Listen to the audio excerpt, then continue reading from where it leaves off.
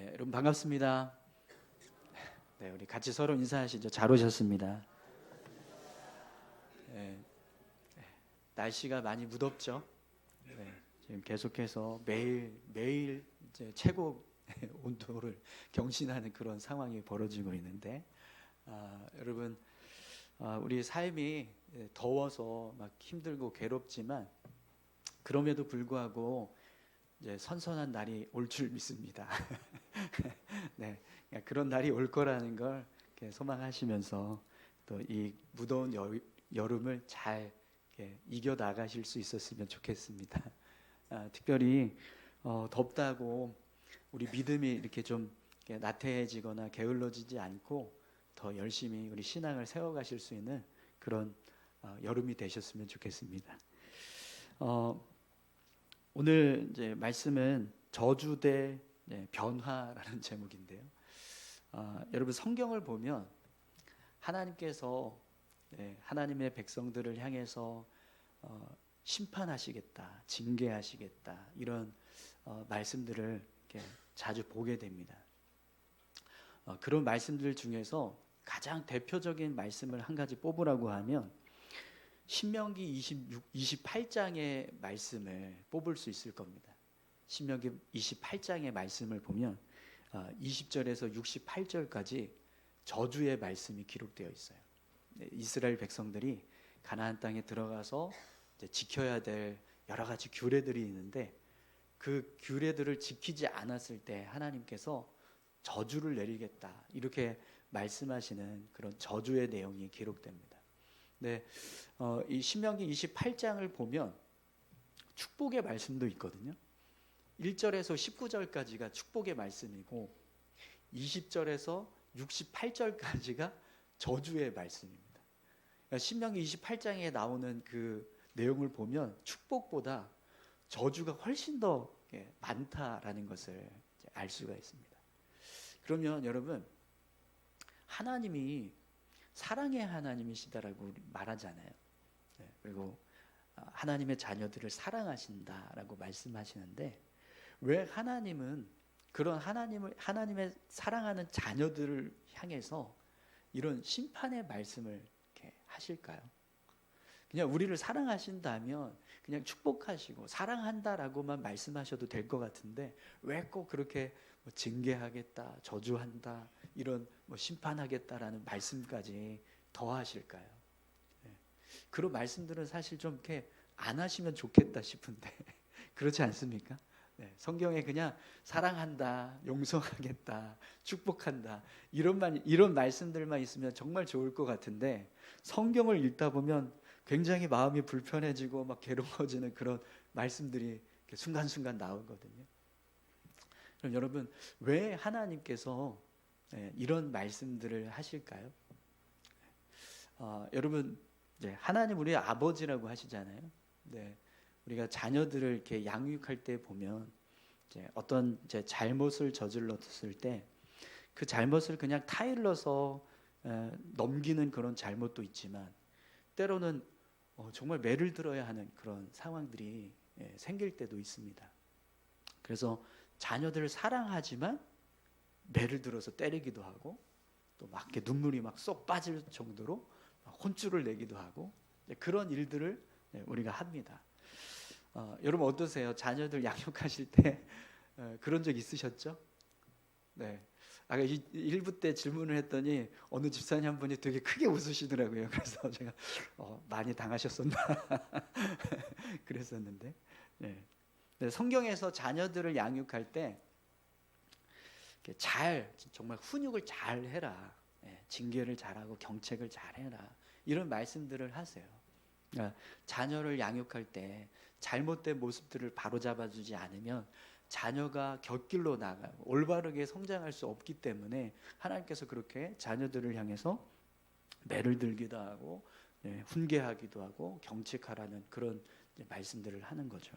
근데 하나님께서 하나님의 백성들을 향해서 저주를 선포하시고 심판을 선포하시는 이유도 똑같습니다.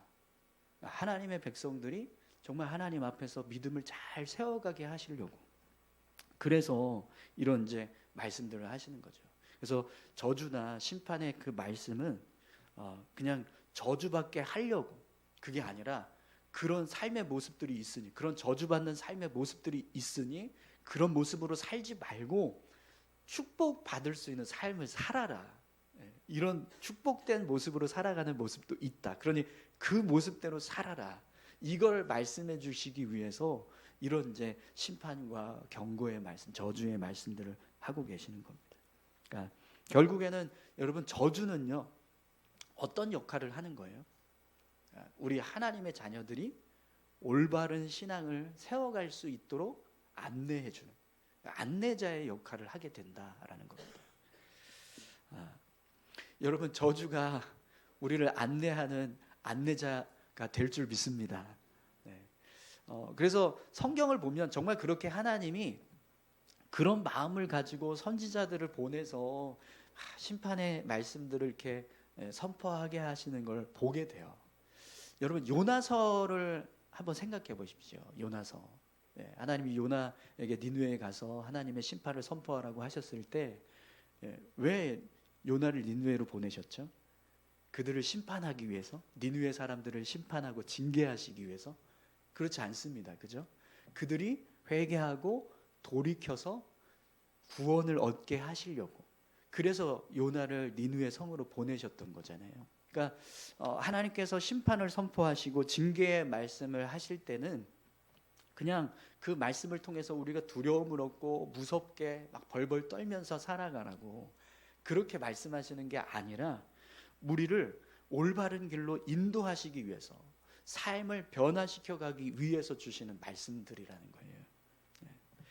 여러분, 주일에 혹은 뭐 이렇게 예배 때 설교 말씀 중에 이거 나를 이렇게 좀 이렇게 책망하는 것 같다, 그런 말씀들이 들려지는 순간이 계실 거예요. 그때 이거 나를 책망하는구나 이렇게 생각하지 마시고 나를 바로 세우는구나 이렇게 말씀을 받아들이실 수 있기를 소망합니다. 네.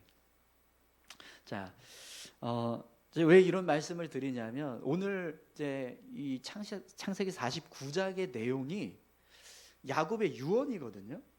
그런데 이 유언을 보면 어떤 유언은 막 축복의 유언이 되는 유언도 있지만 어떤 유언은 책망과 저주를 말하는 유언도 있어요. 제가 이제 오늘 말씀을 준비하면서 이 야곱의 유언을 이렇게 보는데, 어떻게 자녀한테 이렇게 마지막 유언을 남길 수 있을까? 이런 생각이 들 정도로 정말 안 좋은 그런 내용도 있습니다. 여러분, 3절에서 4절 그리고 5절에서 7절까지 말씀을 한번 보겠습니다. 먼저 3절 4절 말씀을 한번 보시죠. 루벤아, 너는 내 장자요 내 능력이요 내 기력의 시작이라. 위풍이 월등하고 권능이 탁월하다마는 물에 끓는 같았은즉 너는 탁월하지 못하리니 내가 아버지 침상에 올라 더럽혔음이로다. 그가 내 침상에 올랐었도다. 아멘. 야곱이 첫째 아들인 루벤을 향해서 마지막 유언을 남기는데 뭐라고 유언을 남기냐면 너는 탁월하지 못하다. 이렇게 말해요. 너는 탁월하지 않을 거야. 루벤은 야곱을 통해서 아버지에게 마지막 유언을 듣는 건데요. 뭐라고 듣는 거예요? 야, 너 탁월하지 못할 거야. 이렇게 말하는 걸 듣는다는 겁니다. 여러분, 이 말을 들었을 때 이 루벤이 어땠을까요? 굉장히 당황스러웠을 거예요. 그죠? 또 5절에서 7절도 보십시오. 시므온과 레위는 형제요 그의 칼은 폭력의 도구로다. 내 호나 그들의 모임에 상관하지 말지어다. 내 영광아 그들의 집회에 참여하지 말지어다. 그들이 그들의 분노대로 사람을 죽이고 그들의 혈기대로 소의 발목 힘줄을 끊었음이로다. 그 노여움이 혹독하니 저주를 받을 것이요 분기가 맹렬하니 저주를 받을 것이라. 내가 그들을 야곱 중에서 나누며 이스라엘 중에서 흩으리로다. 아멘. 여러분, 시므온과 레위를 향한 유언은 더 심각합니다. 그죠? 네. 그 노여움이 혹독하니 저주를 받을 것이요 분기가 맹렬하니 저주를 받을 것이라. 내가 그들을 야곱 중에서 나누며 이스라엘 중에서 흩으리로다. 네. 야곱이 지금 시므온과 레위 두 자녀에게 둘째 셋째 아들한테 이런 유언을 남기고 있다라는 거예요. 네. 그럼 여러분, 이 시므온과 레위가 이 유언을 들었을 때 어떤 마음이었을까요? 네. 굉장히 불편했을 겁니다. 마음이. 네. 여러분 혹시 지금 불편해하시는 분 계신가요? 표정들이 다들 너무 무표정이라. 네. 네, 여러분 유다를 향한 유언을 한번 보시겠어요? 유다를 향한 유언 8절에서 12절까지 말씀입니다. 유다야, 너는 내 형제의 찬송이 될지라. 내 손이 내 원수의 손목을 잡을 것이요 내 아버지의 아들들이 내 앞에 절하리로다. 유다는 사자 새끼로다. 내 아들아, 너는 움킬 것을 찢고 올라갔도다. 그가 엎드리고 움크림이 수사자 같고 암사자 같으니 누가 그를 범할 수 있으냐. 규가 유다를 떠나지 아니하며 통치자의 지팡이가 그 발 사이에서 떠나지 아니하기를 실로가 오시기까지 이르리니 그에게 모든 백성이 복종하리로다. 그의 나귀를 포도나무에 매며 그의 암나귀 새끼를 아름다운 포도나무에 맬 것이며 또 그 옷을 포도주에 빨며 그의 복장을 포도즙에 빨리로다. 그의 눈은 포도주로 인하여 붉겠고 그의 이는 우유로 말미암아 희리로다. 아멘. 예, 유다를 향한 예언은요, 유언은 정말 칭찬 일색, 이보다 더 좋을 수 없다, 이런 축복의 그런 유언을 지금 하고 있습니다. 네. 그럼 여러분, 지금 야곱이 첫째 아들, 둘째 아들, 셋째 아들을 향해서는 책망의 유언, 저주의 유언을 하고 있고, 넷째 아들인 유다를 향해서는 이렇게 축복의 유언을 하고 있는데, 그럼 왜 이렇게 이야기를 할까요? 다 똑같이 그냥 축복해주는 그런 유언으로 이렇게 끝내고 그렇게 하면 좋을 텐데 왜 이들을 향해서 이렇게 다른 내용의 유언들을 하고 있을까요? 오늘 말씀을 잘 보시면 이 야곱의 유언이요, 자녀들의 삶과 관련이 있어요. 자녀들이 어떻게 살았느냐에 따라서 야곱의 유언이 그들을 향해서 칭찬이 되기도 하고 책망이 되기도 하고 축복이 되기도 하고 저주가 되기도 하는, 그렇게 나눠지고 있다는 거예요. 그래서 야곱의 유언을 보면 자녀들이 어떻게 살았는가에 대한 평가가 담겨지고 있다는 것을 알 수가 있습니다. 근데 여러분, 야곱이 자녀들의 삶을 보고 그들을 평가하면서 유언을 남기고 있는 이 모습처럼 하나님도 우리를 바라보실 때 똑같습니다. 똑같은 모습으로 우리의 삶을 평가하신다는 거예요.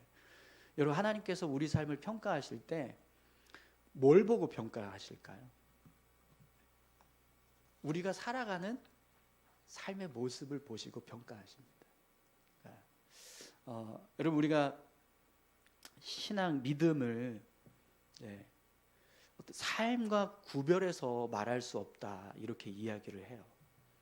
내가 지금 하나님 앞에서 믿음을 지켜가고 있고 우리의 신앙을 세워가고 있다라고 할 때 그 모습이 지금 이 자리에서 여러분들이 예배하고 있는 이 모습만으로 하나님께서 우리의 믿음을 평가하시는 게 아니라 세상에 나가서 우리가 어떻게 삶을 살아가고 있는가, 그 삶의 모습도 함께 보신다라는 겁니다. 그렇기 때문에 하나님께서 우리를 평가하실 때 우리 삶이 하나님 앞에서 어떤 축복이나 칭찬의 모습으로 삶을 살아가고 있다면 하나님 우리 어떻게 평가하실까요? 그렇게 칭찬해주고 축복해주는 그런 평가를 하실 겁니다. 근데 문제는 그렇지 않을 때 우리가 하나님 앞에서 삶을 살아가는 모습은 막 책망받고 저주받아야 될 그런 모습으로 삶을 살아간다고 해보십시오. 그럼 하나님께서 우리를 향해서 평가하실 때 뭐라고 평가를 하실까요? 그 모습 그대로 평가하신다는 거예요. 여러분, 지금 우리가 살아가는 삶의 모습이 어떤 평가를 받게 될까 한번 생각해 보세요. 하나님께서 내 믿음을 평가하신다면 나는 어떤 평가를 받게 될까? 하나님께서 야곱처럼 유언하시는 것처럼 그렇게 말씀을 하신다라고 한다면 나를 향해서 하나님은 뭐라고 말씀을 하실까? 여러분, 그래도 나는 칭찬, 축복의 어떤 그런 평가를 받을 것 같다. 네. 하시는 분 손 들어 보시라고 하면 좀 그러시겠죠? 네. 여러분, 분명히 하나님께서 우리 삶을 평가하실 때 그 모습은 우리가 이 자리에 있는 이 모습만 보시지 않아요. 그걸 우리는 늘 기억해야 합니다. 우리가 살아가고 있는 삶의 모습도 분명히 하나님께서 보세요. 그랬을 때 우리가 정말 하나님 앞에서 칭찬받고 하나님께 축복받을 수 있는 삶의 모습으로 우리가 삶을 살아가길 원한다면, 여러분, 오늘 저와 여러분들이 정말 하나님 앞에서 칭찬 듣는 모습, 축복받을 수 있는 모습으로 살아가실 수 있기를 축원합니다. 그런 모습을 우리가 살아갈 때 결국 우리의 삶이요, 하나님 앞에서 칭찬받고 축복받는 삶을 우리가 살 수 있게 될 줄 믿습니다. 그래서 여러분, 이 야곱의 이 유언은 오늘 우리에게 내가 지금 어떻게 살고 있는가, 어떤 모습으로 살아가고 있는가, 이걸 점검할 수 있는 기준이 돼요. 내가 지금 하나님 앞에서 축복된 삶을 살아가고 있는가, 아니면 그렇지 못한 모습으로 살아가고 있는가, 이걸 점검해 주는 그런 말씀이 된다는 거죠. 여러분이 창세기 49장의 말씀을 볼 때 우리 자신을 돌아볼 수 있는 은혜가 있기를 소망합니다. 왜 이런 야곱이 이 자녀들을 향해서 이렇게 유언을 하나, 이렇게 생각하는 게 아니라 이 말씀을 통해서 그럼 나는 지금 어떤 모습이지? 내가 살아오고 있는 모습은 어떤 모습이지? 이걸 점검할 때 그게 오늘 이 창세기 49장을 보는 우리의 믿음의 모습인 거예요. 그리고 이 말씀을 통해서 그런 내 자신의 삶을 점검해서 내가 어떤 모습으로 살고 있는가를 깨달았을 때 그 은혜가 오늘 이 창세기 49장이 주는 은혜가 되는 줄 믿습니다. 오늘 저와 여러분들이 이 야곱의 유언을 보면서 나 자신이 지금 어떤 모습으로 살아가고 있는가를 다시 한번 점검하실 수 있는 그런 은혜가 여러분들의 삶 가운데 부어질 수 있기를 축원합니다. 자, 그런데 여러분, 그럼에도 불구하고 이 창세기 49장의 말씀을 보면, 아무리 그래도 그렇지 어떻게 아버지가 사랑하는 자녀들을 향해서 이렇게 저주의 이런 예언을 남길 수 있을까? 좀 이해는 되지 않아요. 정말 자녀를 사랑하는 부모라면 그래도 뭐 잘못한 게 있고 뭐 부족한 게 있어도 다 용서하고 덮어주고 마지막 순간에는 내가 너를 축복한다, 너를 사랑한다, 이렇게 끝내야 되지 않겠어요? 그죠? 우리 지난주에 여러분 뷰티풀 엔딩 이 말씀 우리가 같이 나눴습니다. 어떻게 살라고 했죠? 축복하는 사람으로 살자, 우리가 이렇게 말씀을 나눴잖아요. 여러분, 지난 한 주간 동안 축복하는 사람으로 삶을 사셨습니까? 네. 근데 오늘 말씀에서 야곱의 모습을 보니까요, 이게 갑자기 돌변해서 그런 모습이 아니에요. 저주를 이렇게 하는 그런 모습이 되고 있습니다. 자, 그러면 여러분, 이 야곱의 저주를 어떻게 우리가 생각을 해야 될까요? 야곱의 저주에 대해서 어떻게 이해하는 것이 좋을까요? 여러분, 앞에서 잠깐 말씀을 드렸지만 하나님께서 우리에게 심판이나 어떤 경고의 말씀을 하시는 목적이 뭐라고 했죠? 그게 주가 아니라, 그 저주와 심판이 주가 아니라 변화, 돌이켜라, 회복해라, 이게 주라고 했단 말이에요. 우리를 바로 세우기 위해서, 올바른 길로 인도해 주시기 위해서 이런 저주와 심판의 말씀을 하고 계신다. 그러면 여러분, 야곱은 어떤 마음으로 자녀들에게 이런 유언을 남겼을까요? 이놈의 자식 한번 주고 봐라. 너 한번 당해봐라. 내가 너를 저주한다, 징계할 거야, 이런 마음으로 유언을 남겼을까요? 아니요, 그렇지 않을 겁니다. 어떻게 사랑하는 자녀들을 향해서 아버지가 그런 마음으로 이런 유언을 남기겠습니까? 그러니까 지금 이 유언은 그동안 그들이 살아왔던 삶에 대한 평가이지, 그렇게 되라, 그런 모습으로 살아라, 이 말씀이 아닌 거예요. 야곱은 그런 마음을 가지고 이들을 향해서 이렇게 유언하고 있지 않다라는 거죠. 그래서 여러분 오늘 본문 말씀에서도 보면 야곱의 유언을 축복이라고 말합니다. 축복이라고. 여러분 28절을 한번 보세요. 이들은 이스라엘의 12지파라 이와 같이 그들의 아버지가 그들에게 말하고 그들에게 축복하였으니 곧 그들 각 사람의 분량대로 축복하였더라. 아멘. 야곱이 자녀들을 축복했다라고 성경은 말씀합니다. 그것도 자녀들의 분량대로 축복했다 이렇게 말씀하고 있어요. 이게 축복이라는 거예요. 근데 시므온과 레위 같은 경우에는 이게 너무 대놓고 저주를 지금 말하고 있잖아요. 근데 어떻게 이게 축복이 될 수가 있을까요? 야곱이 어떤 마음으로 그들에게 이 유언을 했느냐, 이것 때문이라는 거예요. 야곱은요 시므온과 레위가 그동안 그런 모습으로 살았다라는 걸 이야기하고 있지만, 그러나 이 유언을 통해서 어떻게 되길 바라는 거예요? 더 이상 그런 삶이 되지 않기를 바라고 있다는 거예요. 앞으로의 삶은 그런 저주받을 삶이 아니라 변화돼서 축복의 삶을 살아라. 이 마음을 가지고 지금 시므온과 레위를 향해서 말씀을 하고 있다는 겁니다.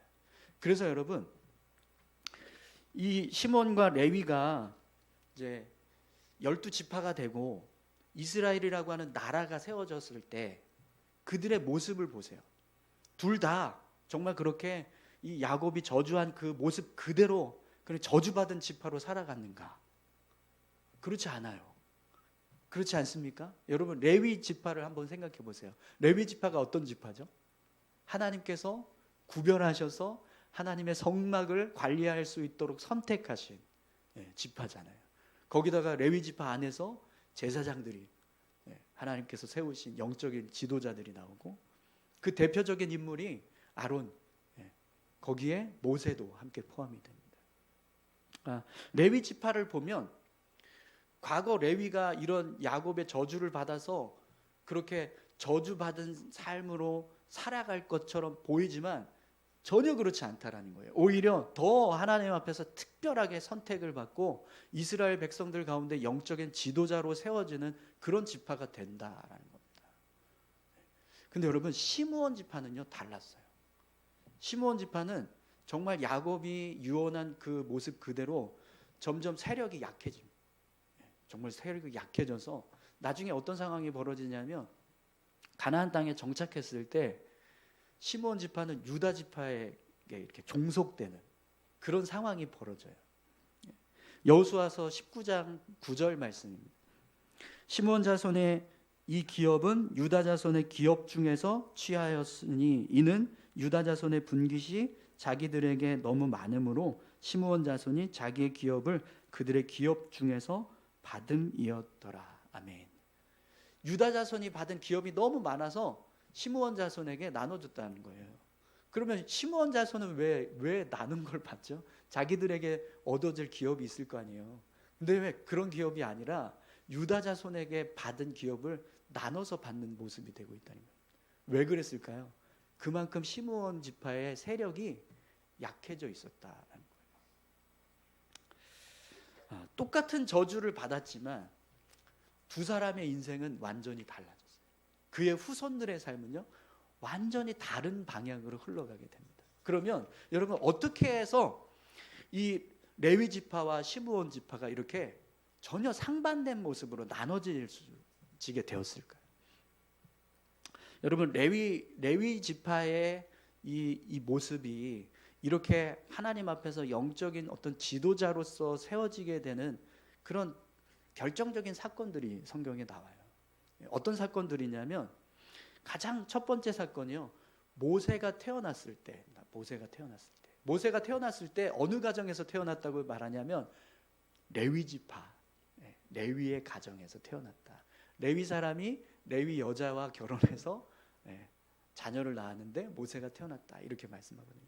그러니까 완전히 순수 레위 지파 혈통의 이제 자녀가 태어났다는 거예요. 근데 이 모세를 태어났을 당시의 상황을 한번 생각해 보세요. 애굽에서 이스라엘 백성들이 종으로 살아갈 때 애굽 왕이 아들을 낳으면 어떻게 하라고요? 나일강에 다 던져라, 그래서 죽여라, 이렇게 명령했었거든요. 근데 이 모세의 부모는 그걸 어기고 생명을 걸고 모세를 지켰다라는 거예요. 네. 결국에는 모세가 영적인 지도자로 세워지는 데 있어서 그 부모의 역할이 너무나 중요했다라는 걸 알 수가 있습니다.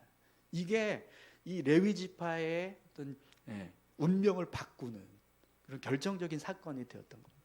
또 한 가지 사건이 언제냐면 이스라엘 백성들이 광야에서 금송아지를 만들었을 때, 그때 모든 백성들이 다 그 우상에게 절하고 막 우상을 섬기는 일을 할 때 레위 지파가 어떤 일을 했냐면 하나님 편에 서서 그런 우상을 섬기는 백성들을 다 징계하는 일을 합니다. 그래서 하나님이 그 모습을 보시고 레위 지파를 이스라엘 전체 지파의 장자들을 대신하는 지파로 삼겠다, 이렇게 말씀을 하세요. 이 두 사건이 레위 지파의 운명을 가르는 그런 상황이 된 거예요.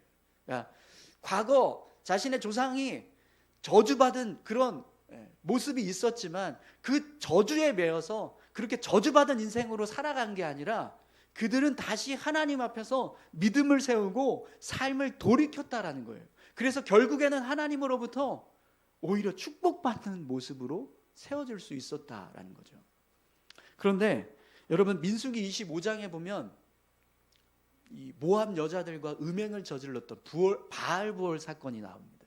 근데 그때 유일하게 그 음행한 일에 동참했던 사람의 이름이 기록되는데, 누가 기록되냐면 시므온 지파에 속한 시므리라고 하는 한 지도자가 그런 일을 했다라고 기록이 돼요. 수많은 사람들이 음행을 저지르는 일을 했는데도 불구하고 그 중에서 유일하게 이름이 기록된 사람을 시므온 지파의 시므리였다, 이렇게 성경은 기록하고 있다는 거예요. 네, 여러분, 민수기를 보면 인구조사를 2번 해요. 근데 첫 번째 인구조사 때 시므온 지파의 인구 숫자가 59,300명이었거든요. 두 번째 인구조사 때 숫자가요 22,200명이 됩니다. 37,100명이 갑자기 사라져버리는 그런 상황이 벌어졌어요. 근데 이 두 번째 인구조사가 언제 기록이 됐냐면 바로 이 모압 땅에서 있었던 음행 사건 직후인 민수기 26장에, 민수기 25장에서 이 모압 사건이 기록되고 바로 다음 장인 26장에서 두 번째 인구조사가 기록되는데 그때 시므온 지파의 숫자를 이렇게 기록을 하고 있다는 거예요. 그래서 성경학자들은 왜 그러면 시므온 지파가 이렇게 갑자기 현저하게 인구가 줄었나, 감소했나, 급격하게 감소했나, 그 이유가 이 모압 땅에서 있었던 사건의 주동자들이 시므온 지파 사람들이었다, 이렇게 보는 거예요. 그들이 모압 여인들과 음행을 저지르는 일에 더 적극적으로 동참해서, 그래서 더 많은 다른 지파들보다 더 많은 징계를 받게 되었다라는 거죠. 그러니까 시므온 지파 사람들은요, 과거 자신의 조상이 그렇게 저주받은 그런 사건이 있음에도 불구하고 그걸 믿음으로 끊어내는 게 아니라 똑같이 죄된 모습으로 반복하면서 삶을 살아갔다는 거예요. 그래서 그 저주가 결국에는 그냥 그대로 유지가 되는 그런 모습이 되었다라는 거죠. 여러분, 똑같은 저주를 받았지만 그 저주 이후에 두 지파의 모습은요 완전히 달라집니다. 한 지파는 그 저주를 끊어내고 믿음으로 섰더니 축복된 지파로 세워지고요, 한 지파는 여전히 그 저주를 계속해서 메어서 하나님 앞에서 범죄하는 모습으로 가는 거예요. 그래서 결국에는 그 저주가 그대로 이루어져 버리는 그런 삶이 되었다라는 겁니다. 여러분, 우리 미래는요 고정되어 있지 않습니다. 얼마든지 바뀔 수 있어요. 변화될 수 있어요. 지금 내가 어떤 모습으로 살아가고 있느냐, 그게 영원히 지속되지 않는다는 거예요. 얼마든지 내가 저주받은 인생이라고 해도 축복받은 인생으로 바뀔 수 있다라는 겁니다. 그런데 중요한 건 지금 내가 받고 있는 나의 평가가 저주일지라도 그 저주를 그냥 나는 아무것도 할 수 없는 저주받은 인생이구나 라고 생각하는 것이 아니라 하나님께서 나를 변화시키시려고 이런 말씀을 내게 주셨구나, 내가 바뀌게 하시려고 이렇게 말씀하고 계시는구나. 이렇게 그 저주를 받아들이면, 변화의 기회로 받아들이면 변할 수 있다라는 거예요. 사랑하는 성도 여러분, 오늘 저와 여러분들이요, 우리의 삶을 끊임없이 새롭게 변화시켜 가실 수 있기를 축원합니다. 성경은 우리를 향해서 변화를 요구하세요. 로마서 12장 2절 말씀입니다. 너희는 이 세대를 본받지 말고 오직 마음을 새롭게 함으로 변화를 받아 하나님의 선하시고 기뻐하시고 온전하신 뜻이 무엇인지 분별하도록 하라. 아멘. 우리가 변화되길 바라셔서 새로워지게 하시려고. 지금 이 시대를 본받지 말고 새롭게 마음을 먹고 변화된 삶을 살아라. 그러면 변화된다. 이렇게 변화를 말씀하고 계십니다. 근데 여러분, 성경은요, 우리가 이미 변화되었다라고 말씀하세요. 고린도후서 5장 17절 말씀입니다. 우리가 너무나 잘 아는 말씀인데 우리 같이 한번 읽어볼까요? 그런즉 누구든지 그리스도 안에 있으면 새로운 피조물이라. 이전 것은 지나갔으니 보라 새 것이 되었도다. 아멘. 여러분 그리스도 안에 계십니까? 그럼 여러분 이미 변화되신 거예요. 할렐루야. 우리는 새로워졌습니다. 새로운 피조물이 된 거예요. 그렇다면 여러분, 우리의 삶은요, 더 이상 과거의 모습으로 돌아가서는 안 됩니다. 과거 우리가 속해 있던 그 저주받은 인생의 모습, 그 모습으로 다시 돌아가면 안 된다라는 거예요. 성경은 그래서 우리에게 끊임없이 변화를 요구합니다. 새로운 삶을 살아가라. 여기에 올바른 길이 있고 진리가 있으니 이 진리를 붙잡고 이 길을 따라서 걸어가라. 이걸 말씀하고 계세요.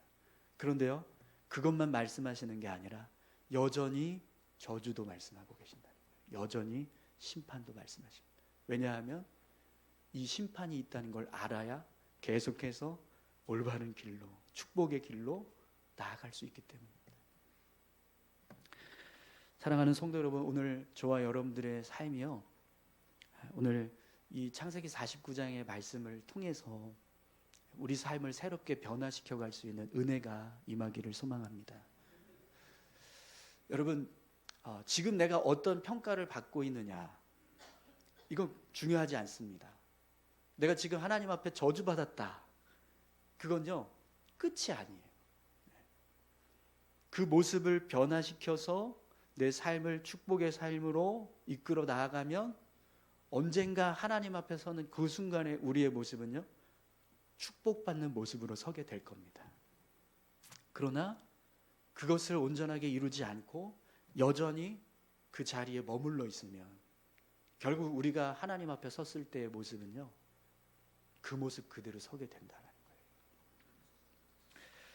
여러분, 오늘 저와 여러분들의 삶이 어떤 모습으로 살아가고 있는가 한번 나 자신을 점검해 보세요. 지금 내가 삶을 살아가고 있는 모습은 어떤 모습입니까? 여기 앉아있는 이 모습만이 아닙니다.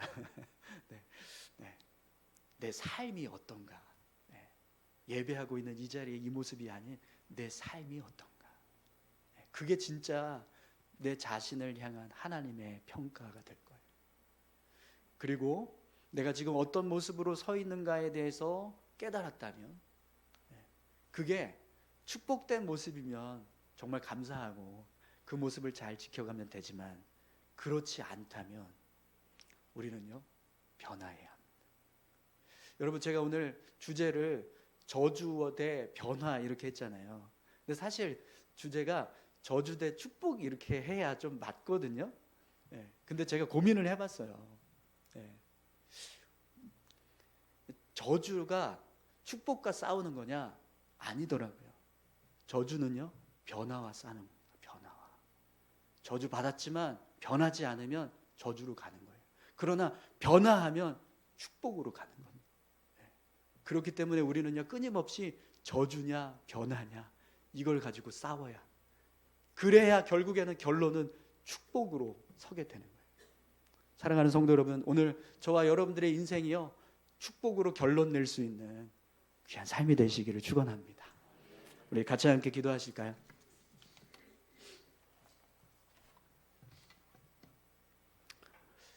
오늘 두 가지 말씀을 같이 함께 나눴습니다. 내가 지금 어떻게 살아가고 있는가, 내 모습을 다시 한번 점검해야 한다. 그리고 내 삶을 변화시켜 가야 한다고요. 여러분, 우리의 삶이 어떤 모습인지 하나님 앞에 정말 진실되게 한번 섰으면 좋겠습니다. 하나님, 제가 지금 어떤 모습으로 살고 있나요? 하나님, 지금 저를 향해서 뭐라고 말씀하십니까? 주님, 들려주십시오. 깨닫게 해주십시오. 혹시라도 제가 하나님 앞에서 오늘 이 시므온과 레위 같은 그런 모습으로 서고 있다면, 루벤과 같은 모습이 되고 있다면 다시 저의 삶을 변화시켜서 유다와 같은 모습으로 설 수 있도록 하나님 인도해 주십시오. 우리의 삶을 붙잡아 주십시오. 이끌어 주십시오. 우리 이렇게 같이 함께 기도하길 원합니다. 함께 기도하시겠습니다. 하나님 아버지, 감사합니다. 우리를 붙들어 주시고 인도하시는 선하신 주여, 우리의 삶을 이끌어 가시는 줄 믿습니다. 매일매일 삶 가운데 함께하여 주시고 우리를 새롭게 하시는 주님을 붙잡습니다. 우리의 삶이 어떤 모습이 되고 있는가, 우리가 다시 한번 나 자신을 돌아볼 수 있게 하시고 점검할 수 있게 도와주십시오. 하나님 앞에서 내 믿음이, 나의 삶이 어떤 모습으로 세워져 가고 있는지 하나님, 우리가 나 자신을 돌아볼 수 있도록 은혜를 베풀어 주십시오. 깨닫게 하실 줄 믿습니다. 우리 삶을 바라보게 하실 줄 믿사오니 주여 인도하여 주시옵소서. 하나님 아버지, 우리의 삶의 모습이 어떤 모습이 되고 있는지 하나님, 그것이 중요한 것이 아니라 하나님, 앞으로 내가 어떤 모습으로 살아갈 것인가, 그것을 더 중요하게 생각하고 붙들어야 될 줄로 믿습니다. 아버지 하나님, 우리를 끊임없이 변화시켜 가시는, 변화되기를 원하시는, 새로워지기를 원하시는 그 하나님의 마음을 우리 안에 품게 하여 주셔서 매일매일의 삶이 새로워질 수 있도록, 변화될 수 있도록 주님 인도하여 주시옵소서. 그래서 우리의 인생이 하나님 앞에서 축복으로 끝날 수 있도록, 축복받는 모습으로 설 수 있도록 주여 함께하여 주시옵소서. 주님 감사합니다.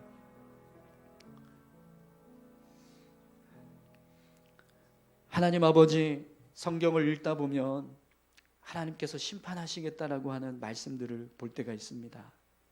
그때마다 마음이 불편해서 그냥 그 장을 넘겨버릴 때가 얼마나 많았는지 모릅니다. 주님, 그 말씀이 지금 나의 삶을 돌아보게 하는 말씀이라는 것을 우리가 깨달을 수 있게 하시고, 내가 지금 어떤 모습으로 삶을 살아가고 있는가를 다시 한번 하나님 앞에서 진실되이 돌아볼 수 있는 우리 모두가 되게 하여 주시옵소서. 하나님, 우리의 삶을 끊임없이 변화시켜 가기를 원하시는 하나님이신 줄 믿습니다. 그 하나님의 마음을 품고 매일매일 우리의 삶을 하나님이 기뻐하시는 모습으로 살아가게 하셔서 우리가 이 땅에서 살아갔던 모든 순간들이 결국 하나님 앞에 섰을 때 축복으로 결론 날 수 있도록 주님 인도해 주시옵소서. 함께 하실 줄 믿고 감사드리며 예수님께 하신 이름으로 기도합니다. 아멘.